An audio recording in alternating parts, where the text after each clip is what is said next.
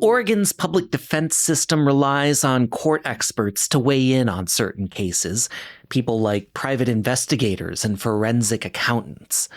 But a group of local private investigators are saying that they've been chronically underpaid, and they're not taking on certain cases until they get a raise. Today on CityCast Portland, we're talking with Dawn Krantz-Watts. She's a private investigator based in the Portland area, and she'll tell us why she's drawing a line in the sand and what it means for our legal system. It's Wednesday, September 6th.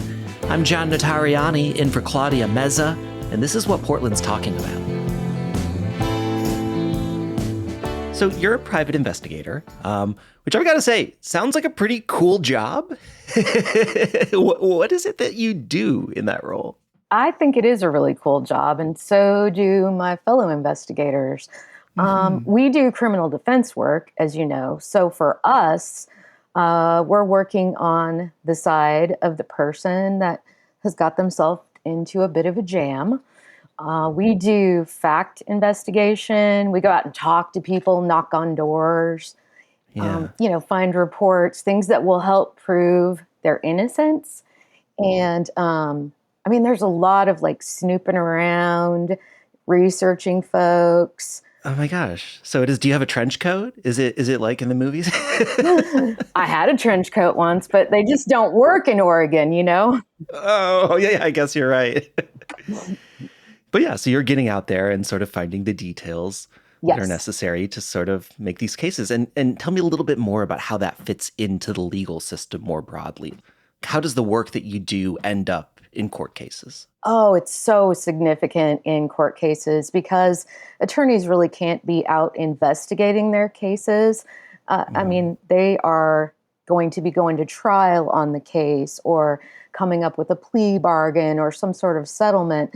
So what we do is we go out and verify alibis or review police evidence. Like sometimes, they have cameras out there. Believe it or not, they now do drones overhead following folks. So we go out and find out if those are accurate or if there's more information to be found.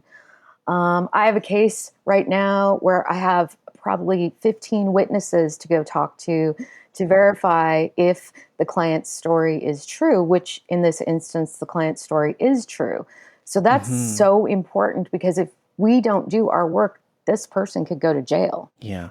And I think something that's important to understand that I've just been wrapping my head around, and I'm sure that most people don't know about at all, is how Oregon's Office of Public Defense Services is sort of plugged into all of this, right? Because they determine how much you get paid, right? How does that work? They do determine how much we get paid. I'm not sure going back in time how that works. I know that the director right now, Jessie Campy, she inherited the system that we have right now. She's not the architect of that.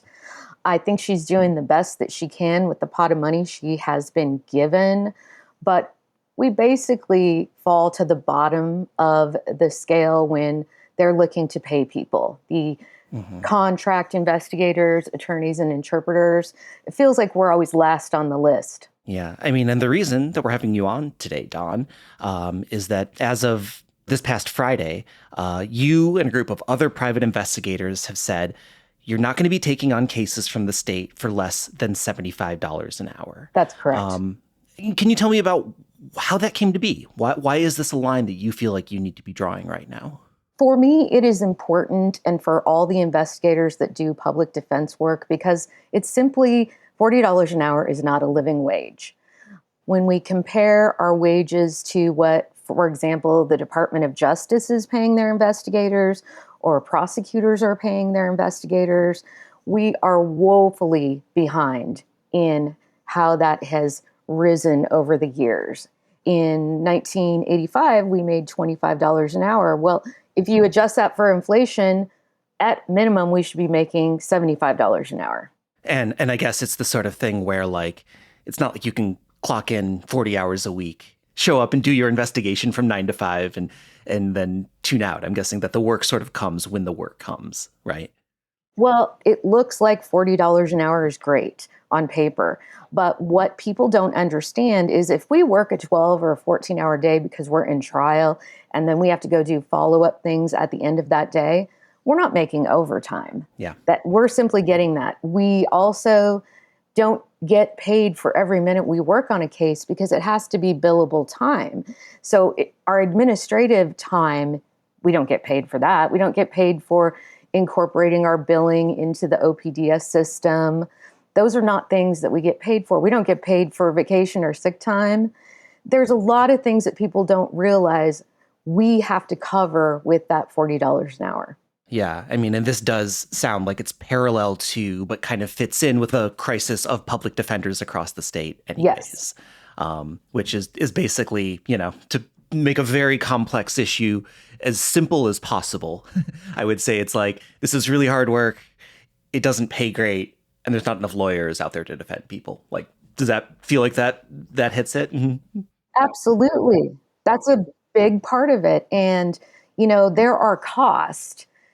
For example, when we have to have a database search or, to belong to the state website where we go and look at someone's criminal history, those things all cost us money. Mm-hmm. Gas costs money, driving around following someone costs money. There's a lot of expenses that go into our profession.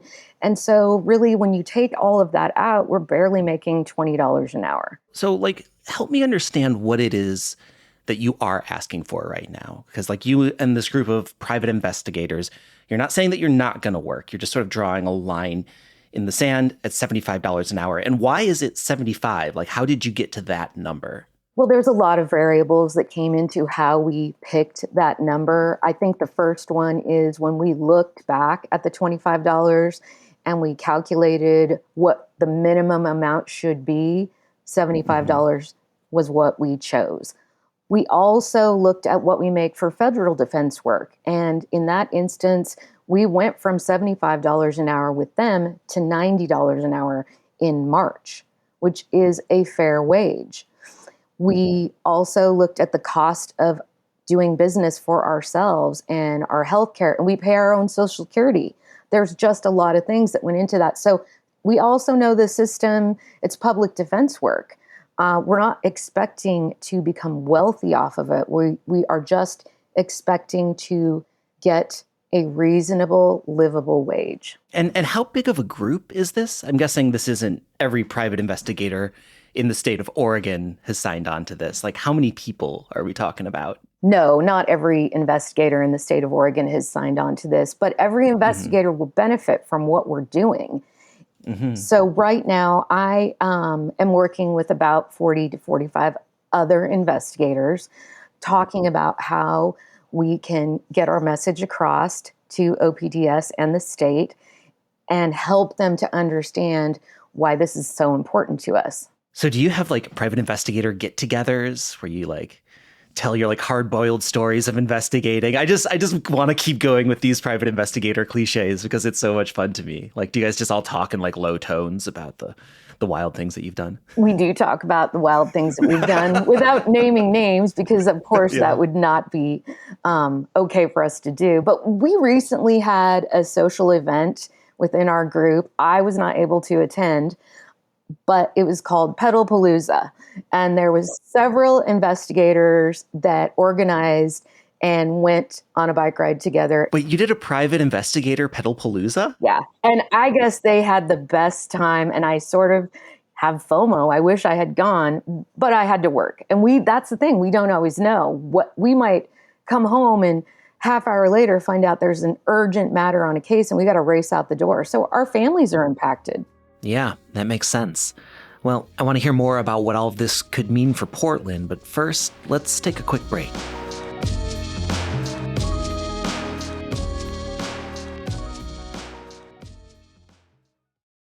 I do want to get back to what we were talking about before. I mean, because, again, this decision that you're making has big implications. And I'm wondering if you and your fellow investigators aren't taking on some cases, like, what happens? How does this sort of ricochet through the legal system? Well, I personally am not going to take any cases for less than $75 an hour.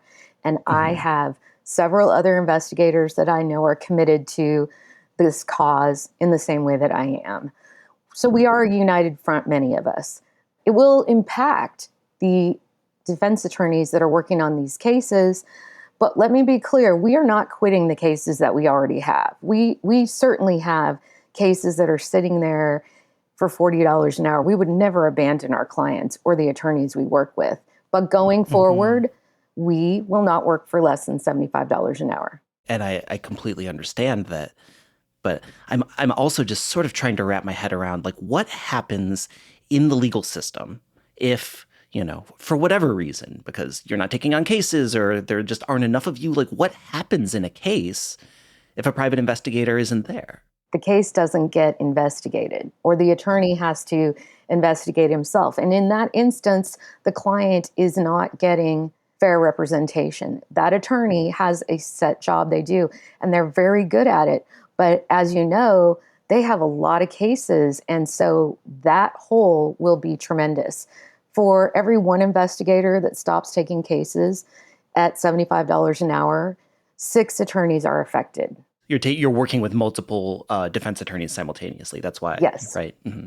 And I already have a hard time finding investigators at this point as it is. So this is not fair to us. It's not fair to those attorneys, and it's really not fair to the client that might be sitting in jail or waiting for this process because they're innocent until proven guilty. That's their constitutional right to have a public defense that is fair and well done, and it cannot be well done without a private investigator. Yeah, I mean, that's the part that just feels so heavy to me, is that ultimately the people who lose out in this entire system that the state is in charge of administering are the defendants, are the people who are still innocent until proven guilty, but are not getting the representation that they need. And, yes, I mean, as of last week, there was this stat that like 2,700 defendants in Oregon lacked a court-appointed lawyer, including 139 who are in jail.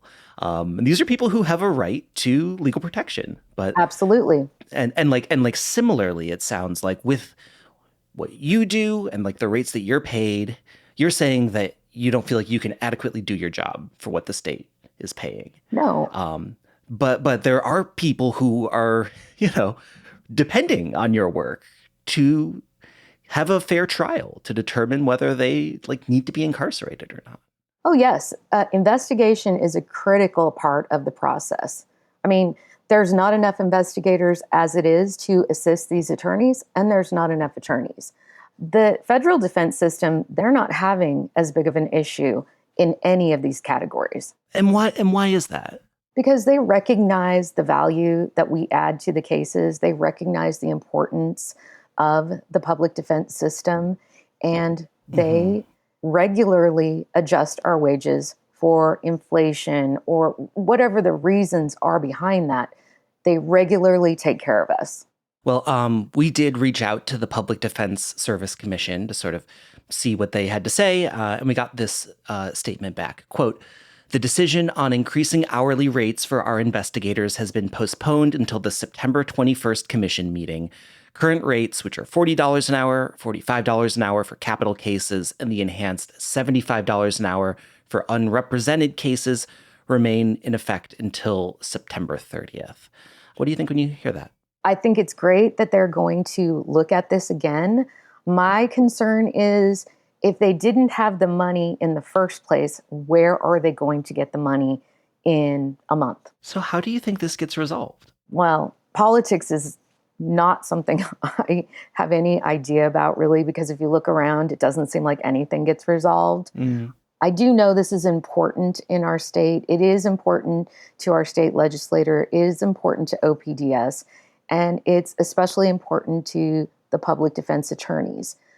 They need to come up with some sort of solution. And I think they need to dig into that budget and look at places where money is wasted and allocate it over to the side where the people that are doing the contract work are getting a living wage. Well, Dawn, thank you so much for filling us in and coming on and letting us know what you and your other private investigators are going through. Thank you. I appreciate it. That's all for us today here on CityCast Portland. Thank you so much for listening. If you've enjoyed the show, why not tell a friend about it or leave us a rating or a review? I'm John Notarianni, in for Claudia Meza. We'll be back tomorrow morning with a lot more from around the city. Until then, see you at Slim's.